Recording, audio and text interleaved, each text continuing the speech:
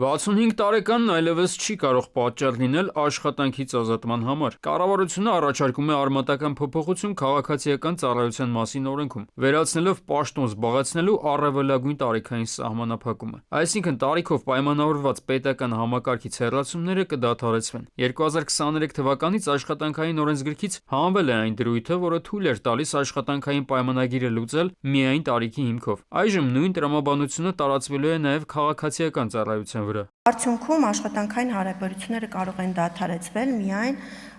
պայմանավորված անձի մասնագիտական կարողություններով, կատարողականով եւ արդյունքային գործունեությամբ։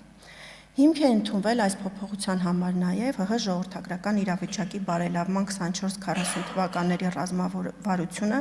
որով նախատեսված նպատակներից է ակտիվ, առողջ եւ արժանապատիվ ծերության պայմանների ապահովում։ Հայաստանում այսօր կան կազմակերպություններ, որտեղ գործատուները անորոշ ժամկետով աշխատանքային պայմանագրերը ձևականորեն փոխում են ժամկետայինի։ 1 տարի, 6 ամիս կամ 2 տարի, բարձրաձայնում են օրենսդիրները։ Աշխատակցին երբեմն համոզում են կնքել դրանք, առաջարկելով բարձր գումար կամ խոստանալով 1 տարվա աշխատավարձ, միայն թե պայմանագիրը ավարտվի եւ այլևս պարտավորություն չունենան։ Ֆիքսենք, որ բոլոր այն դեպքերում, երբ գործատուն աշխատակցին կենսաթոշակային հիմքով աշխատանքից ազատելու համար դիմում է ներկայացնում կամ պայման, ապա պետք է նշել, որ նրանք արդեն օրենքով կարգավորումը,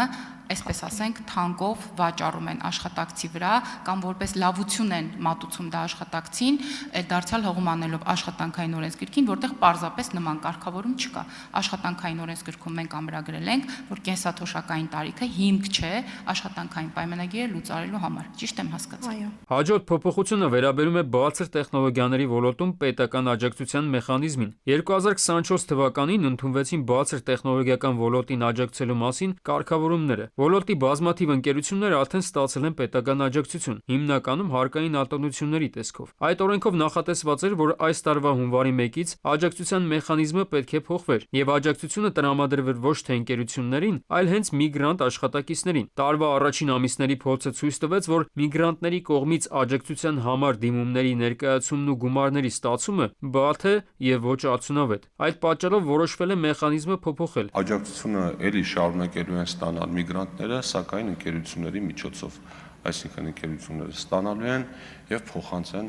իրենց մոտ աշխատանքի ընդունված միգրանտներին։ Նաեւ հստակեցրել ենք շրջանակը, որովհետեւ կան ընկերություններ, որոնք Հայաստանում երկար տարիներ աշխատում են, հարկեր են վճարում, սակայն Հայաստանի ոչ ռեզիդենտ են եւ իրենք զրկված էին պետական աջակցություն ստանալու հնարավորությունից, այս մասն ենք հստակեցրել։ Խորհրդարանն այսօր դրեց քվեարկության թանկարժեք զարդերի հարկման տրամաբանության փոփոխություն ենթադրող օրենսդրական նախաձեռնությունները։ Ըստ այդմ ավելացված արժեքի հարկը գանձվելու է միայն զարդերի վրա կատարված աշխատանքի, ոչ թե հումքի արժեքից։ Արդյունքում բարձր գնով ձեռք բերված թանկարժեք մետաղն ու քարն այլևս էականորեն չեն ազդի զարդի վերջնական գնի վրա, ինչի արդյունքում հայկական պրոդուկտը կդառնա ավելի մրցունակ միջազգային եւ տեղական շուկաներում։ Արմեն Աթալյան, ժամը լրատվական։